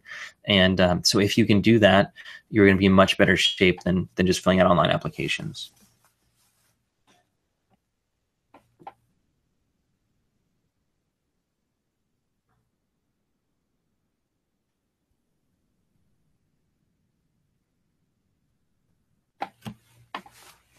So Lynn said that HR people always ask for current salary information. How should you handle this, especially if your current salary is lower than what you want to earn? Lynn, what you can do is you can first start by saying, this is what you expect the salary to be for this next job. And you can say, I've done some research in these kinds of roles in this area, and what I believe is appropriate salary for this next position, it's going to be something in the range of, and you share what that range is. And you can say, my current job, I'm making a little bit less than that, but I do see that this next position would be more responsibility. And as results, I think that there should be an incremental increase in salary. And I think if you can give them what they're looking for is a number that they can pin on. And so if you can give them the number of what you're looking for this next job of, you're going to basically give them that sense of number. If they push, you could share, I suppose, but you could say, well, I've got a really generous package of benefits in my current position. But that being said, the salary, which I think contributes a lot of value to my daily income and to my family. But that being said, the salary is this. And you can share that and basically within the confines of having said what you do expect the next job to be. So hopefully that doesn't pin you in as much. Teresa said that she missed the first half hour. Will that be made available to you later on? And we are offering this as a replay for the next couple of days, so that if you did miss the beginning, you will be able to access it. So hopefully you can get access to it now. Zuby's asking, how do you negotiate the salary when you're told there's no room to increase? So it's basically take it or leave it. So Zuby, if it is take it or leave it, I mean, there isn't going to be that much that you can change in terms of the salary number. Now, that being said, you can negotiate for other things. Potentially, you could negotiate for another week of vacation. You could suggest that you feel comfortable taking the salary initially, but you'd love for the first kind of review process that you go through to be at the 6-month mark. Would that be possible, where you might be eligible for a raise at that point? So basically, you take a lower number now, but you create the possibility for a higher number later on, and you look for peripheral benefits that'll help make that package more interesting for you.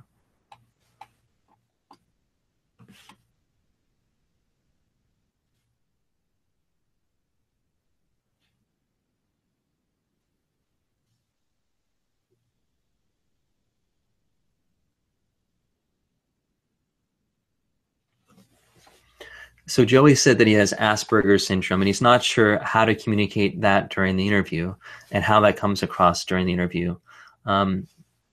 Joey, what I would encourage you to do is just practice going through the job interview situation so you feel very comfortable with it. The more you can practice anything, the more comfortable you'll be, whether you have Asperger's or don't have Asperger's. And that'll make you feel more comfortable with the process, and so you know what to expect. And if there are kind of snags that you come across, you can come up with a simple way to word it like, oh, I'm sorry, sometimes I have trouble answering this kind of question, and then proceed forward. But basically come up with a very simple way to kind of acknowledge if you do hit a hiccup during the process as a result. So Mike's saying that the Interview Success Forum is a great program. Thank you, Mike. And that he's the ideal candidate with the right experience, but he's not getting interviews. What are my thoughts? Mike, what I would encourage you to do is to branch out in how you're looking for jobs. Chances are that there are jobs out there, but they're not seeing you. And what's really interesting is vast majority of large companies, vast majority of large companies basically are using applicant tracking systems to filter resumes electronically. And what that means is that if your keyword density isn't appropriate on your resume, you're not going to get seen by the hiring manager if you have to go through the applicant tracking system. So what I encourage you to do is bypass the applicant tracking system and use referrals to find opportunities. If you are qualified and you are experienced, you're going to have relationships that can help you land that job. And that's what you need to do, is use those relationships. Remember that you're somebody who contributes value. So when you ask somebody, connection of yours, for an introduction, remember that you're not begging for something. You're somebody who's got value to offer.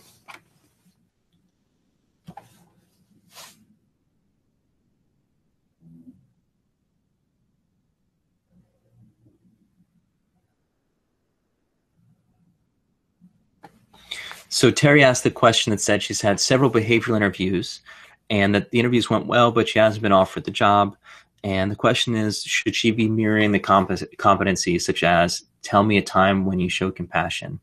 Terry, what I would say is if you do have to talk about compassion, that you are going to want to express emotion in your answer. Compassion is about putting your heart out there to help another person in need. And, if you show basically a very kind of scientific, distant approach to answering that question, somewhat robotic feeling, it's not going to express that compassion. So you do want to show the compassion and feeling related to answering that question. I hope that helps. But if it doesn't, follow up and let me know what else you're looking for.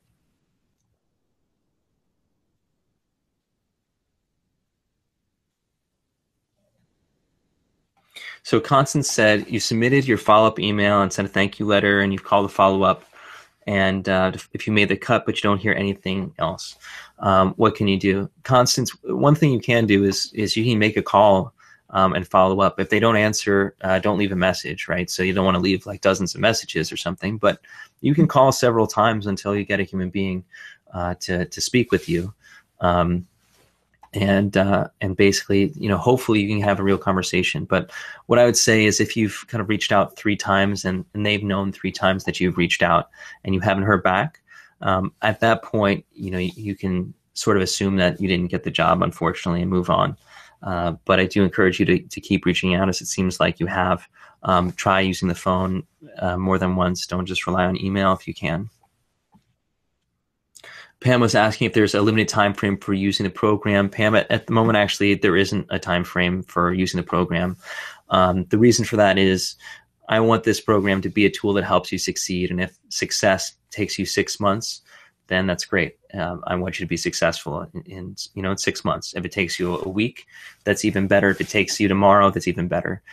We've got people who signed up for the program in 2013. I had one just this past week who's gone back to the program now as she's gone back through the job search the next time. And I'm glad to be a resource to her that she can come back to time and time again.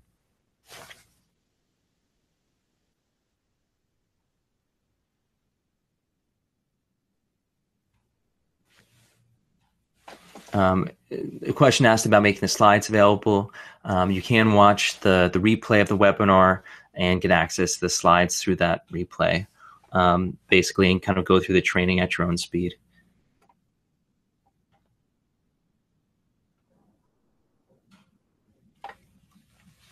So Sheila asked if she's ever had a bad boss. Sheila, what I would say is what she said is she had only had one, and it was for a temp job, and she gave that answer. What I would say is if you've ever had a bad boss, you could say, I work with a number of different individuals, and in general, I've really worked well with them. Obviously, some individuals I've had a closer working relationship with than others. Some I consider close friends, others I just consider trusted colleagues. But in terms of someone who's like an evil boss or a bad boss, I think I'm fortunate enough not to have suffered through that too much. I would avoid, again, talking badly about a boss, right? Acknowledge that there might be, people that you communicate better with and people that you don't, right? That there is going to be that difference. And if you want, you can say that, you've had times where you've disagreed with your boss on issues, but you've been able to kind of work together to find conclusions. So I wouldn't say a bad boss, but people who've had heated conversations with, but were able to resolve the conversation well. I think basically they're looking again for you to a track record of failure, and if basically to see if you're a risk, if you're a lemon. And so I would just avoid it as a trap.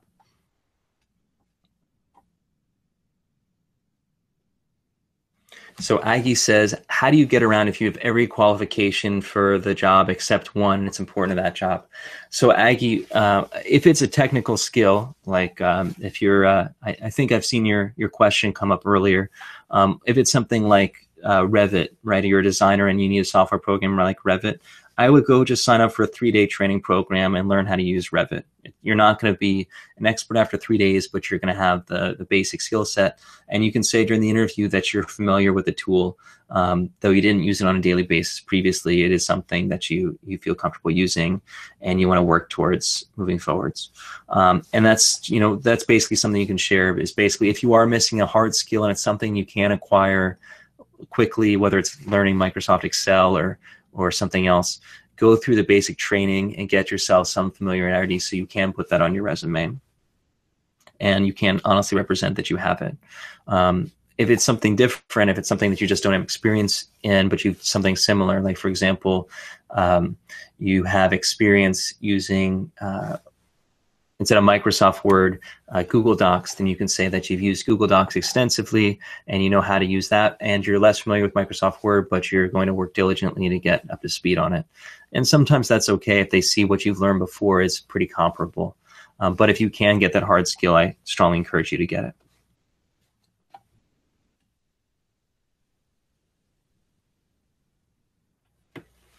So Sheila asks, when you've interviewed with a CEO for a position, how long after the date that they give you should you take before you call them about the status of the job?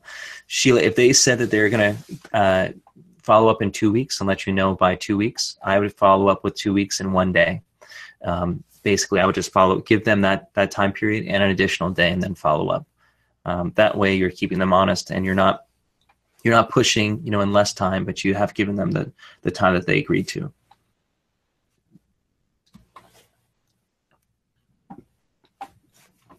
So Melissa asks, how do you sell yourself when you're transitioning from one field to another and not having much experience in the new job? And whether it's, let's say, transitioning from military to civilian life, or let's say healthcare to non-healthcare, or non-healthcare to healthcare, like marketing to nursing, you want to talk about what it is that's similar between the two. So marketing and nursing, let's say, just an example I just made up, you want to talk about how marketing is about understanding where people are coming from and basically creating a diagnosis and a plan for how to approach those people. And you see it, in a sense, that's kind of what brought you to nursing, because instead of basically coming up with a solution that's about selling a product, your solution is helping somebody in need. And so what you can do is create similarities and draw the connections for them. If you're managing, a team of people in one field, you can be managing a team of people in another field. If you're doing sales for one kind of industry, you can be doing sales in another kind of industry. The key thing that you have to do, though, is you have to connect the dots for them. For example, if you're selling a technology product, you want to talk about how you've worked with technology teams inside of organizations before and explain technical information to them, whether it's for a different product, right? It could be that you're selling HR software and before you were selling general, IT software, like a virtual login software or something. You want to talk about the skills that you've developed, the relationships that you've developed, and how you're able to communicate in the way that they expect. And it's a little bit harder, but you want to draw those connections for them because they're not going to see it. But if you do that before the interview, your story is going to be more compelling. If it is something where you feel like you could get some additional work experience on the side, also picking up a consulting project, for example, temping, those kinds of things. Those are other things you can do to sort of supplement the experience that you have. But definitely what I would focus on is basically explaining to your interviewer how your skills translate. And don't forget, if they have brought you into the interview, that means that basically they don't doubt your hard skills as much. They might doubt them a little bit, but they're still at that point, looking at soft skills as well. So it's more a mix of things at that point that they're looking for you to be able to deliver.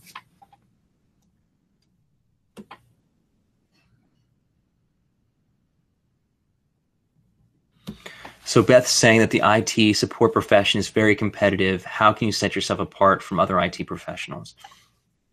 Beth, IT support, in my view, is all about helping people with technology, right? It's about using technology and using human connection. And what I would encourage you to do is, in your job search, focus on those human connections, right? I mean, IT is a field where people in particular tend to be a little bit quieter and a little bit more introverted, and may not be as comfortable making those connections and talking to people. But if you take some, folks out for coffee, have some phone calls, those kinds of things, remind old friends of basically that you're out in the job market and things like that, you're going to see opportunities that others aren't, right? They're going to not want to sift through hundreds of resumes. They're going to want to look at 3 or 4 people that will refer to them from people they trust. And that's what I encourage you to do in any competitive field, is get that inside track.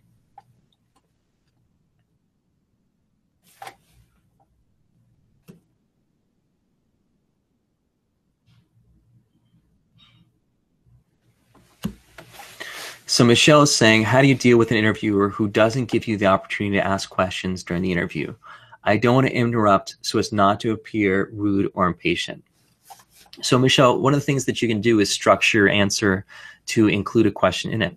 So for example, they might ask, what's the greatest challenge you faced on the job?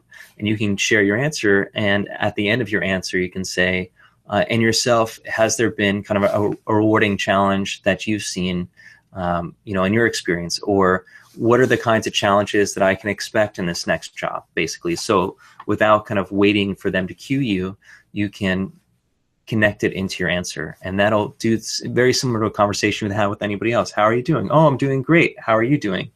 That's the way a conversation goes. You don't wait for a cue, just connect it into the answer as you're speaking. That being said, some interviewers are very rigid about their process. They want to go through the same structured process with every candidate. And if you do come across that, you can try asking a few questions, but if they seem to dismiss it or don't like it, sometimes you're stuck. But I would definitely try to make it as natural a conversation as you can.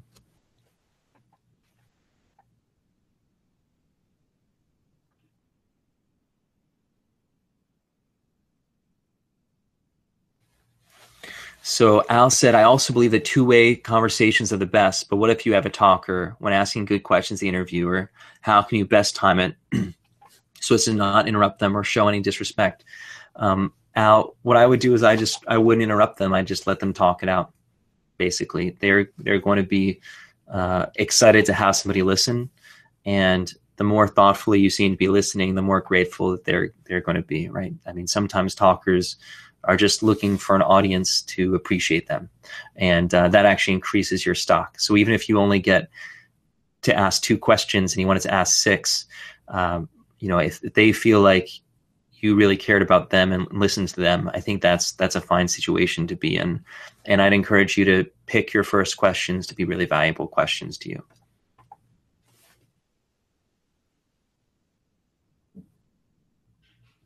So Andrew asked, is it right assuming that if you're interviewing for let me try that again.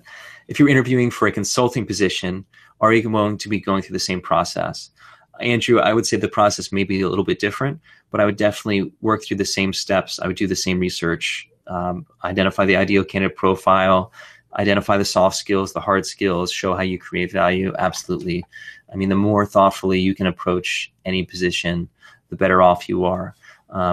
I would say that if you're in a consulting role, there's more likely to be negotiation during that interview. So I'll be ready for that conversation more readily and expect that to be part of the process.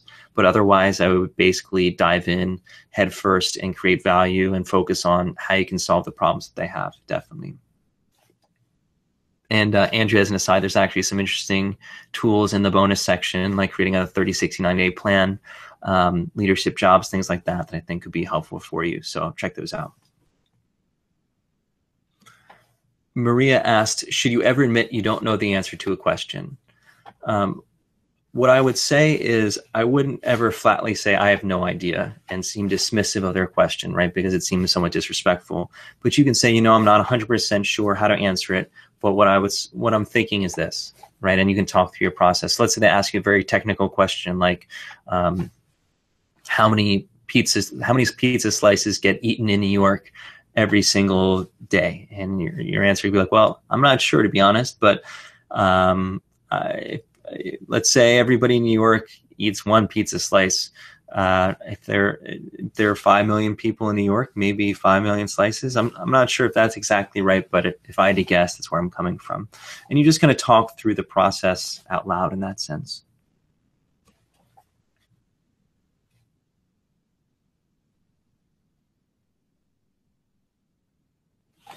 So Deanne asked the question, if you're asked about how you handle situational questions when you've never experienced this situation, how do you approach it? So an interviewer asks you about a time a customer criticized you and you complained to your supervisor and you never experienced it, how would you answer? Deanne, what I would say is, I've never experienced that situation personally. If I come across a customer that's not satisfied, and I think it's important for my manager to be apprised of the situation, maybe because the customer needs additional help that I can't provide them or I don't have permission to provide them, I definitely will alert my supervisor so they're in the know. If a customer is unhappy with me personally, they say mean things about me, I know that it's not personal, that basically they're just frustrated, and I just acknowledge that fact. So I would try to come at it from both sides and explain why you haven't experienced that situation and explain how you're able to solve problems that would prevent that situation from happening, right? So if you were basically explain a time that you were in an ugly argument with a coworker, you could say that you've never been in an ugly argument with a coworker. There are times that you disagreed, and here are the steps that you've taken, to avoid that becoming an ugly situation and how you're able to amicably resolve a situation. So come up with a similar situation that actually doesn't make you come across negatively, but shows that you can solve the kind of problems that they're after.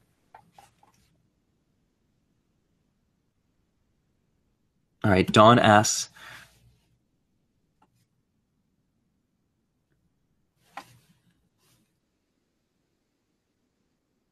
let's see. So she has to meet with a second person before she makes an offer. How do I approach the second interviewer to get the job? The second interviewer was not involved in the first interview. So there are two different organizations that are giving you offers, or even if you're inside a company and there are two people in the company who are trying to make you, that you're pursuing jobs. But let's say person A gives you a job offer before you even had a chance to interview with person B. You can call up person B and say, look, I'll level with you. I have a job offer that's outstanding, but I'm really excited about the prospect of us working together. Would you be able to set aside a few minutes for us to chat to figure out if this is something that works for both of us? I obviously don't want to miss out on this other opportunity, but I definitely want to see if we can work together. So you can be candid with that second person and let them know that there is this pressure from the other side. And basically, if somebody is pressuring you to make a decision in terms of a job offer, you can ask them for an extra day or two. You can say, I'm really grateful that you give me this offer and I'm really excited about it. What I'd love to do is just take a day or so and just discuss this with my family and make sure that this is something that they feel comfortable with and understand as well. And if you wouldn't mind, I'd love to just take a look at the written job offer as well, if that's something that's possible. And so you can give yourself a little bit of time, basically through asking the first person and pushing the second person.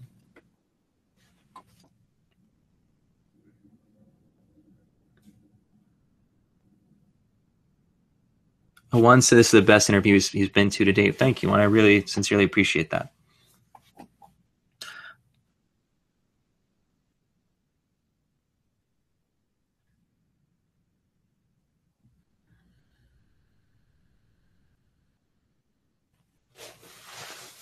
So Rob said that he has a behavioral question. If all managers took the day off from work, what would you do? He said that he approached it by saying that he would arrive at work and complete his duties as normal. And if something came up, a management decision, that he may make the decision himself. And that was perceived as incorrect. Rob, I think saying that you would, show up to work and do what you do best on a daily basis, I think they can't knock you saying that. What I may say is that if there are decisions that come up that are above my pay grade, what I would try to do is pick up the phone and reach out to the managers that aren't available and basically, consult the people who would make those decisions that we can make the best decision possible. And then if there's a customer waiting, for example, I might apologize to that customer and just let them know that basically you've reached out to someone who you're doing the best you can to support them, but unfortunately, the person that you need to make that decision isn't available today. Excuse me. And so basically what you'll do is you'll follow up with them as soon as you can get an answer, and just to bear with you. And if you don't hear back at the end of the day, you can send the customer a note saying, haven't heard back, but we'll follow up tomorrow. So use communication as a tool, basically, is what I'd recommend.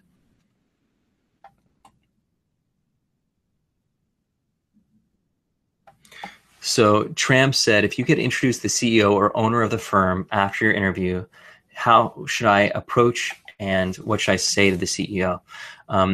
Tram, I'm not sure if this is inside the context of the interview process. Basically, you go through the interview process, you sit down with somebody for an hour, and then they say, oh, this is great, let me pull in the CEO, or on the way out, they stop by and have you meet the CEO, or whether this is, let's say, you meet them in a social situation, something like that.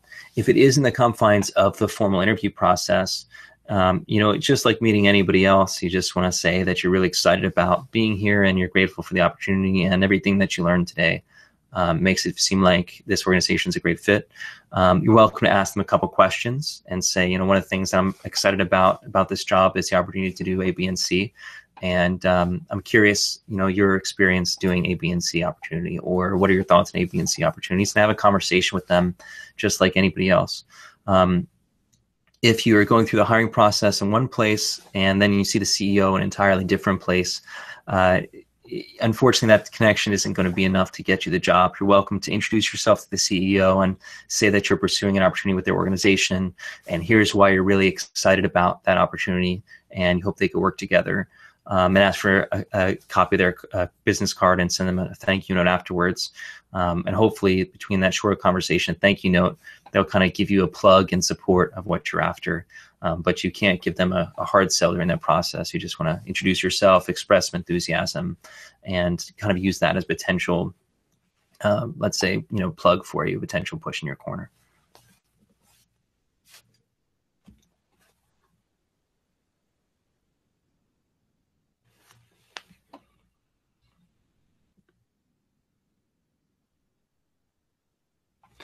So Richard asked, how do you stand out when you're talking with a recruiter who you've contacted?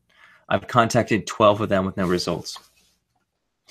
Richard, the best thing that I can recommend to you in terms of recruiters is to get an introduction to a recruiter. So talk to your friends and colleagues who've gone through a job search process and maybe worked with a recruiter, and have them introduce you.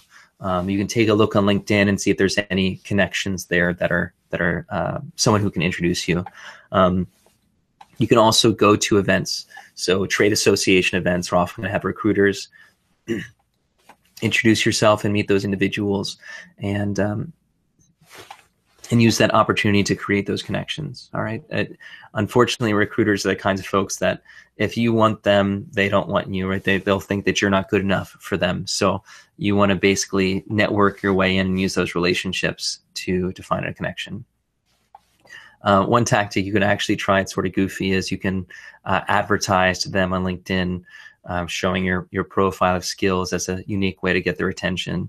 But in general, sometimes it's just hard. Recruiters, if they don't have positions where they feel like you're a good fit, they're just going to dismiss you.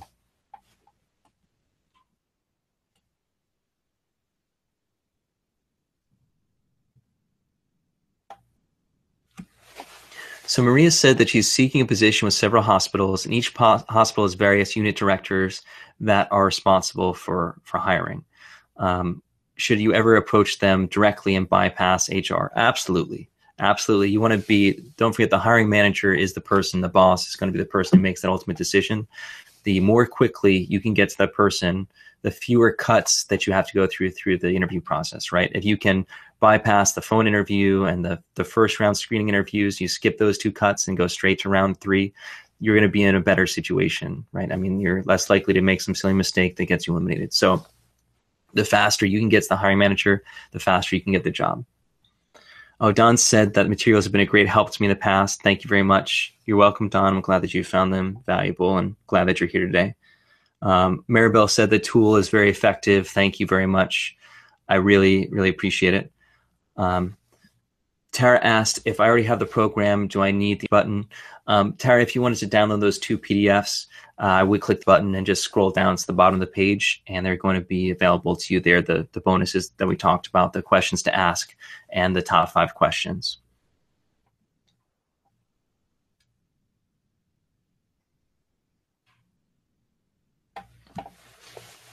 So Ross said that he's had 2 phone interviews a month ago, and he followed up 2 weeks ago, and they said they're still in the process and looking, but they don't have an answer at the time. Are you still in the running?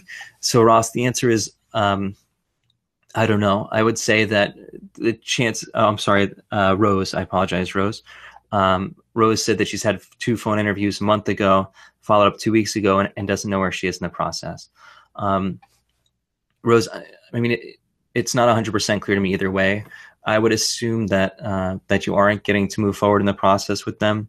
You can definitely reach out again at this point, since it's been 2 weeks since you reached out last. It's very possible inside an organization to get delays. Maybe the job description itself changes. Companies that are hiring means that they're shorthanded, right? Which means that they need help. Which means that they're going to be very busy and overwhelmed on a day-to-day basis. So it's very possible that they're just backlogged in terms of what they have to do. And it's, but nonetheless, I consider continuing your job search process, and I wouldn't hold your breath waiting for these 2 organizations. But definitely feel free to reach out again, just follow up and see where they stand. Jeff asked, how long does it take for the account to be created? He purchased a few minutes ago. Thanks for signing up for the program, Jeff. Basically what happens is, as soon as you finish the order form, you should go to a registration page and put in your email address and password, and you're going to get a couple of emails basically to access the program, and you should be able to access it right away. If you at any point, whether it's now or in the future, have problems accessing the program, you can just send us an email or give a call, and we're happy to help. But we've got fantastic folks that do our email day in, day out. They're really great. Kathleen is one of those folks. She's truly at this point a genius when it comes to job interviews. So definitely feel free to reach out, and we provide customer support as many hours of the day as we possibly can. It's nearly 24/7 because we know the interview process is important to you for you to get results that you want. Let's see. So we will have to wrap up in just a few minutes here. TJ asked if the one-time payment of $117 was in fact a one-time payment. It is indeed. It's not recurring. It's one of the reasons we have to increase the prices, to be honest, because it's not that much of an investment for folks. But it's becoming very expensive on the back end to provide the support that we do and to keep marketing and reaching people.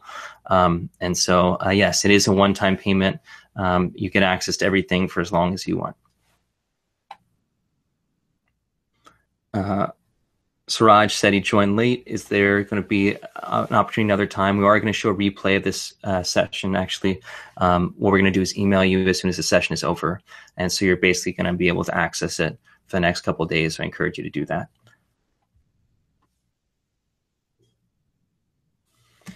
Lee asks, is it appropriate to place names or references on your resume, or should you just indicate the references will be provided upon request?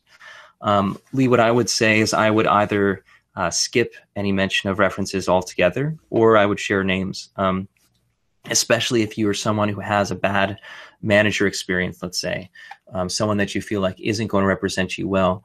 By putting references that you feel like do represent you well, making contacting those individuals very easy, you're going to improve your chance that those are the folks that are going to get contacted, right? So putting references on your resume with their contact information isn't necessarily a bad thing to do, especially if they're folks that you find to be valuable. If you're going through the job search process and you've gotten access to an interview and the references weren't there previously, but you want these folks in your corner, you can bring your resume to the interview with a second sheet that shows references, and that can be to your advantage.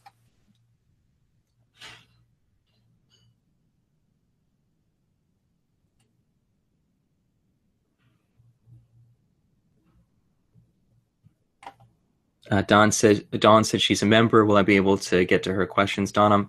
I hope so. We're trying our best to get through all of them. So ask away. The sooner I see it, the faster I'll be able to answer.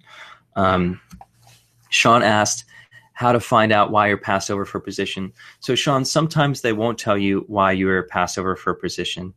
What that means is that basically sometimes they're legally afraid of sharing information that could put them in trouble, right? That they're afraid of a lawsuit or things like that. It can be actually a lot of effort to put in a thoughtful response as to why people didn't get a position. And some folks don't do it. Some folks are embarrassed about doing it. But you're definitely more than welcome to reach out to people that you interviewed with and say, hey, I really enjoyed connecting with you over the interview. While I'm disappointed I didn't get the job, I'd love to chat with you a few minutes just to learn more about your experience and help me think about next steps. And, during that, and see if you can get a conversation with them. And during that conversation, if there's something you can say, look, I thought I presented myself well. Was there anything in particular that you thought I didn't do an effective job? I definitely acknowledge that there might be another great candidate, but if there's something I did where I didn't represent myself well, I definitely love that kind of feedback. And it's something that you're very unlikely to get over an email, but if you call and are able to have a conversation, you may get that kind of feedback from them. The other thing that I recommend, Sean, is just practicing interviewing with other people and getting feedback. The more you interview, the more feedback you can get. Don, now I see your question. Don, I think I did address this question regarding the second interview versus the first. Basically, if you have a job offer from one, you should call the other and tell them that you have a job offer, and it's possible for them to accelerate the process, and then to basically slow down the process with the first person who's extending you the offer by saying you want a bit of time to think it over.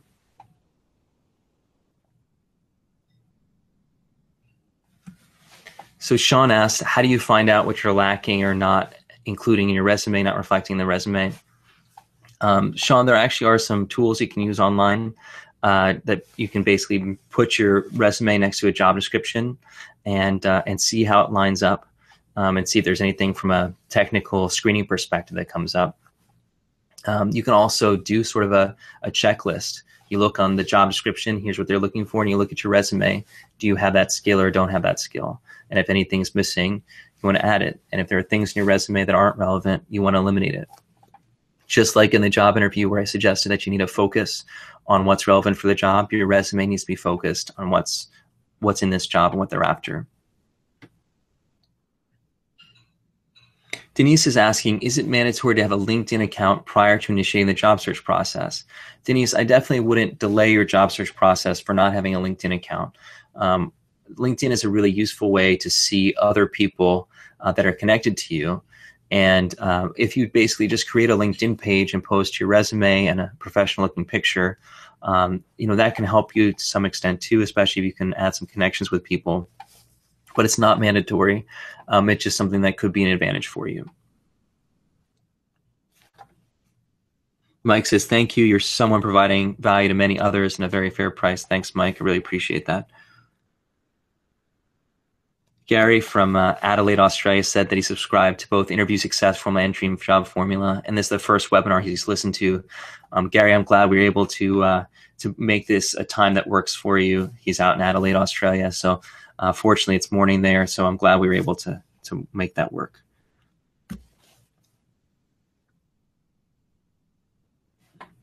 Matthew said that the information is based on real life situations. I really appreciate it, Matthew. This research was pulled together from many, many different studies, so that means a lot to me.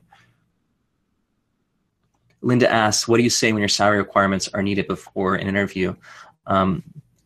Linda, what I would recommend is just doing research on the job itself, right? You can look at things like payscale.com, salary.com. Actually, Indeed has an incredible salary tool for pulling up information, and get the best sense you can of what an appropriate salary is. Definitely talk to people in the field if you can, and that way you know throughout the interview process what a reasonable salary expectation would be.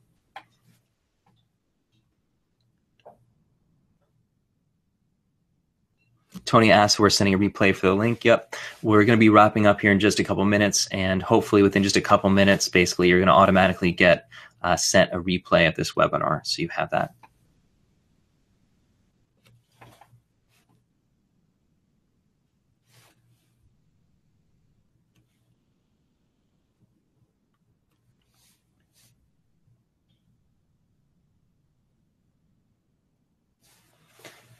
So Matthew's saying he's having a question about payment issues using basically because he's from outside of the U.S.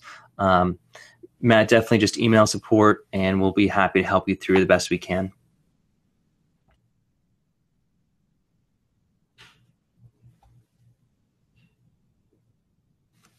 So Maddie says that she's applying for an HR director position and she's met all the officers of the company, but now they're asking her to meet the team. And it seems odd to her that she'd be meeting with the direct reports. Maddie, I actually really appreciate the fact that the company is asking you to do that and meet with the people that you'd be meeting with, because what that means is that the company from a higher level, from a strategy level, feels like you'd be a good fit. They feel like you've got the technical skills and soft skills. But what they're really asking now is, are you somebody that's going to work well with the team that they have in place? Is the team going to feel comfortable with you, right? You're going to be the captain of their ship. Are you someone that they would trust? And so that's basically what I would imagine is they're going to ask questions about fit. I imagine the old HR director, there were a couple of things that they had issues with, and they're going to nitpick about those specific issues.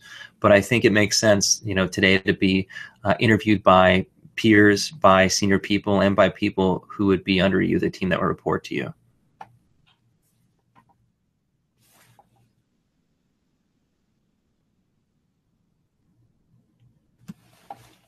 So Sharon says, I live in Florida, but I'm trying to get a job in DC. How do you make that work? Sharon, what I'd recommend is get a mailbox in DC. If you know somebody in DC, use their mailing address on your resume, right? Create a local address for you. You can use a UPS box and just, put an apartment number or a unit number right on there. But create a local address and take trips from Florida to DC so that you are on the ground and you do get to meet people on the ground. That way the distance doesn't seem that much. And they also see how committed you are to making that change.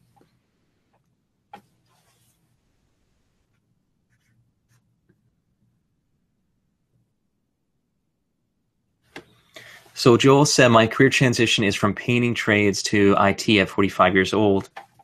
And it's harder than you thought. And he's got the experience, but basically he's not getting, because he doesn't have the technical experience, he's got the training, but not the experience. How does he make that work? And Joel, what I recommend that you do is basically try to get that experience any way you can. You can do some IT related work on a volunteer basis. You can work for, let's say, a local church or temple or synagogue or community organization that you're part of, local nonprofit. Provide them with technical support. Take on some freelance projects if you can. Find somebody that's installing some sort of technical systems related to what you're doing. If it's a job like, let's say, animation or design, make sure you have a portfolio that shows what you're capable of. Bring physical proof of your skill set and abilities. The more evidence that you can bring in, the better. And again, I'd also encourage you just to use references and connections and things like that. People who knows you personally and who can basically vouch for you. So even though Joel doesn't have the years of experience, he's really good at solving problems.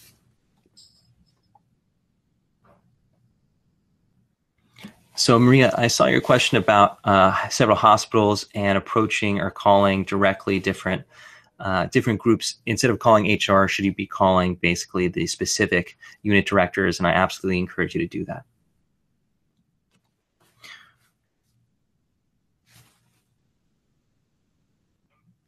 Linda, if they're asking you for the salary range you're expecting to make, what I would definitely, for a specific job, what I would do is research on what other people in this job are making, right? So that way you're able to deliver a salary expectation that's in line with the marketplace.